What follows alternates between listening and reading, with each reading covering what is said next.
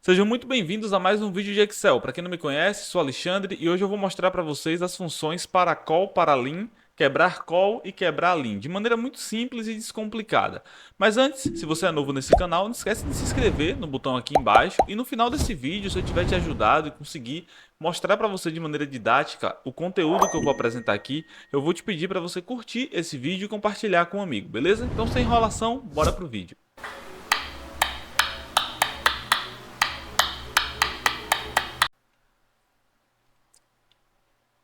Primeiro a gente vai dar início pelas funções para call e para lim. E de maneira muito resumida, o que é que essas funções elas fazem? Elas pegam uma matriz e retornam ou no formato de coluna ou no formato de linha. Para coluna, para linha.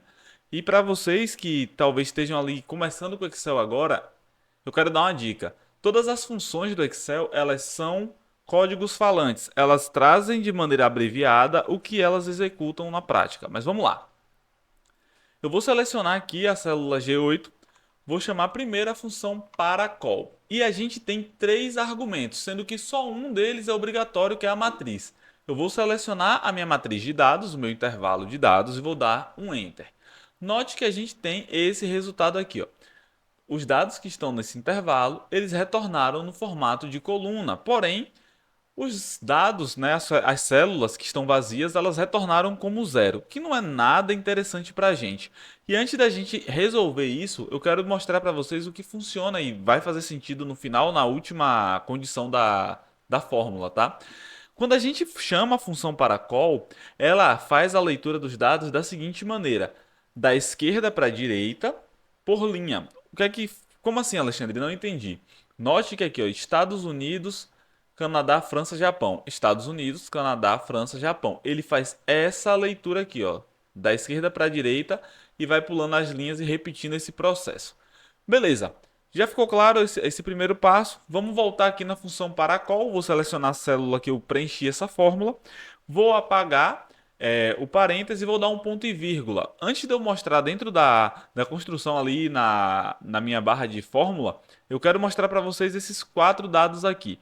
Quando a gente dá o primeiro ponto e vírgula do Paracol e do Paralins, que tem a mesma estrutura, ele vai te perguntar o seguinte: o que é que você quer ignorar desse intervalo, dessa matriz? E ele te dá quatro opções. Manter todos os valores, que é zero ou vazio, se a gente não colocar nada, ele vai retornar isso. Ignorar os espaços em branco, que é o caso da gente, a gente quer ignorar esses espaços em branco. Ignorar erros, eventuais erros, né? Hashtag ND, hashtag despejar, hashtag qualquer tipo de erro que a gente tiver no nosso arquivo, a gente ignora colocando o número 2. E 3, que é ignorar espaços em branco e erro. Beleza. No nosso caso, a gente vai ignorar espaços em branco. Então a gente vai colocar o número 1. Vou dar um Enter e automaticamente eu tenho esse resultado aqui, bem bacana. A gente já eliminou os zeros. Agora, o que é que a gente vai fazer? Eu vou clicar aqui para abrir a fórmula, vou vir aqui no meu FX e vou abrir esse inserir função. Para a gente ir aqui na última, ó, Scan by column. Nada mais é do que fazer a leitura pela coluna e não pela linha. E aqui é um argumento lógico, verdadeiro ou falso. Por padrão, ele vem falso. E quando está falso, ele vai fazer essa leitura que eu expliquei para vocês, da direita para a esquerda e pela linha. No nosso caso, se eu coloco aqui, ó, verdadeiro, verdadeiro, e der um OK, vai mudar a ordem dos dados da minha coluna. Antes, ele estava da esquerda para a direita, por linha. Agora ele vai estar fazendo a leitura pela coluna, ele está escaneando pela coluna. Ou seja, ao invés da gente ter Estados Unidos, Canadá, França, Japão, eu tenho aqui Estados Unidos, Alemanha, Reino Unido, África do Sul, Arábia Saudita, pela coluna. E antes de eu mostrar o Paralim, note que a gente tem dados aqui repetidos. Acho que não é nessa, é na próxima, mas aqui nessa eu já quero mostrar para vocês. Se eu tiver um dado repetido, ele vai trazer os dados repetidos aqui, ó. Coreia do Sul, por exemplo, veio repetido. E aí, como a gente resolve esse caso, basta a gente vir na Paracol antes da minha fórmula. Uso a fórmula único, que tem um vídeo que eu vou deixar no card aqui em cima para vocês, como usar a fórmula único. Vou fechar aqui o parêntese E aí, automaticamente, ó, a Coreia do Sul passa a ser considerada somente uma vez. E a gente poderia usar também o classificar por para poder classificar de A a Z, né? Tem um vídeo também falando sobre isso no canal, vou deixar o card. E vocês testam aí e voltam aqui para me dizer se deu certo, tá bom? Beleza. Esse aqui é o Paracol. E como funciona o Paralins? O Paralins, eu vou forçar um erro para explicar para vocês como funciona, mas ele tem a mesma estrutura, a estrutura idêntica à estrutura do Paracols. E nisso a gente vai realmente agora entender como funciona o Paralim e eu vou forçar o erro justamente para caso vocês se deparem com esse erro, vocês saibam como resolver. Beleza, eu vou dar aqui igual a Paralim. Vou dar um tab para poder abrir e vou selecionar aqui a minha matriz, né? Se você olhar, ele está aqui como, ao invés de matriz, ele está como array. Nada muda, tá? É só a nomenclatura. Beleza, vou fechar aqui o meu parênteses e vou dar um enter.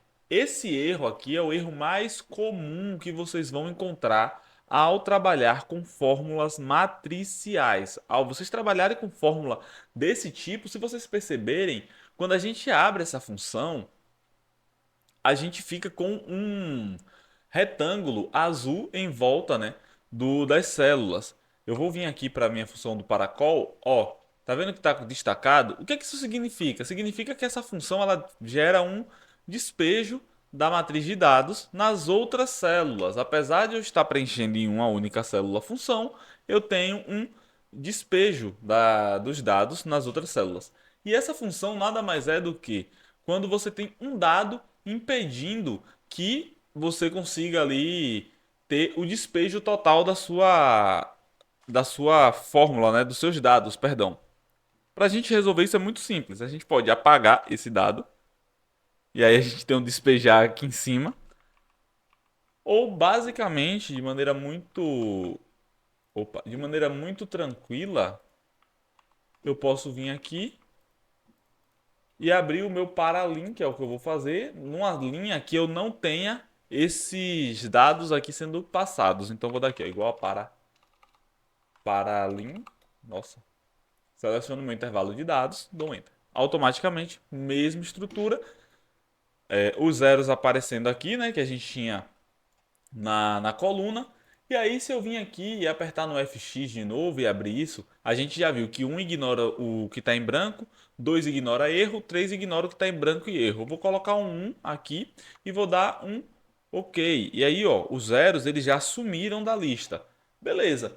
E aí a gente tem aquela mesma leitura, né, da esquerda para a direita e por linha. E se eu alterar o meu último, e se eu incluir, na verdade, aqui, ó, o scan by column para verdadeiro, pode colocar minúsculo, só. Não sei porque eu tenho esse costume. Eu altero isso para verdadeiro, automaticamente eu vou ter a leitura sendo feita pelas colunas, beleza? Então, de maneira resumida, esse aqui é o Paracol e Paralim. O arquivo está na descrição do vídeo para vocês acompanharem essa aula, tá bom? Agora a gente vai passar aqui para o quebrar col e quebrar lins. E aí a estrutura é muito parecida. E basicamente a gente tem a mesma função, só que com um outro objetivo. Se a gente tinha fazendo paracol e paralins, pegando uma matriz e quebrando ela e unindo ela, perdão, em coluna em linha, quando a gente faz um quebrar coluna e quebrar linha, a gente está fazendo o mesmo processo invertido. Eu estou pegando uma coluna ou uma linha e estou quebrando ela de maneira que eu tenha uma tabela. Para que isso serve? Normalmente, quando a gente extrai bases de sistemas que a base não vem no padrão correto, vem toda bagunçada, a gente usa para poder fazer esse processo de organização. Então, beleza. Eu vou chamar aqui a função primeiro a quebrar call, quebrar calls, e aí ele vai me pedir o vetor. O vetor nada mais é do que a minha estrutura, a minha coluna, né? Perdão. E aí eu tenho como o vetor como um argumento obrigatório e esse segundo argumento aqui, que é o wrap count. E esse segundo argumento, ele me diz o seguinte, ó, o número máximo de valores por coluna. Eu tenho uma coluna e eu vou quebrar em várias colunas. Eu preciso dizer para o Excel qual é a quantidade máxima de dados por coluna. Nesse caso, eu quero que ele quebre 4 dados por coluna. Ele vai pegar 4 dados, vai gerar uma outra coluna, mais 4 e assim sucessivamente. Vou botar aqui. E esse último eu vou mostrar separado para vocês. Note que eu tenho aqui, ó, 4 dados na coluna, ele pula, passa para mais 4, pula, passa para mais 4 e aqui a gente tem 2 dados ausentes. E a leitura que ele faz de cima para baixo, padrão. Eu vou fazer o quebrar lins e a gente volta para pegar aquele último argumento, que é o pad width, que nada mais é do que um se erro incluso dentro dessa função, tá? Então eu vou pegar aqui o vetor e aqui, ó, quando ele me perguntar com a quantidade, né, o wrap count, ao invés de ser o número máximo de valores por coluna, vai ser o número máximo de valores por linha. E eu vou colocar 4, ou seja, ele vai fazer a leitura da coluna, vai colocar 4 dados e vai pular para a próxima linha. Boa. Olha lá. Ele está lendo de cima para baixo a coluna e está criando essas linhas nesse formato. E a gente tem esses 2 dados ausentes que a gente vai resolver agora. Eu vou voltar aqui no quebrar calls, vou clicar aqui no inserir função e aqui no pad with a gente vai adicionar qualquer tipo de informação, seja dado ausente, seja, enfim. Nesse exemplo aqui para o quebrar call eu vou colocar a aspa dupla para a gente ter o resultado que tiver dado erro vai retornar em branco, 100% em branco. Aqui no quebrar lins você pode fazer diferente. Você pode vir aqui, ó, e no pad with você pode colocar aqui, por exemplo, 100 dados. Fiz isso, automaticamente os 2 campos aqui que estavam com erro, eles retornam o contexto que a gente acabou de inserir lá no nosso quadro de função. Comenta aqui embaixo se eu te ajudei com esse vídeo, se eu fui claro para vocês. Isso aqui é uma ferramenta muito boa que dá para fazer com que você ganhe tempo aí na execução das suas atividades de rotina.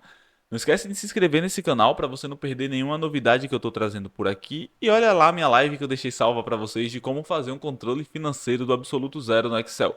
Então a gente se vê por aqui, tamo junto e até o próximo vídeo.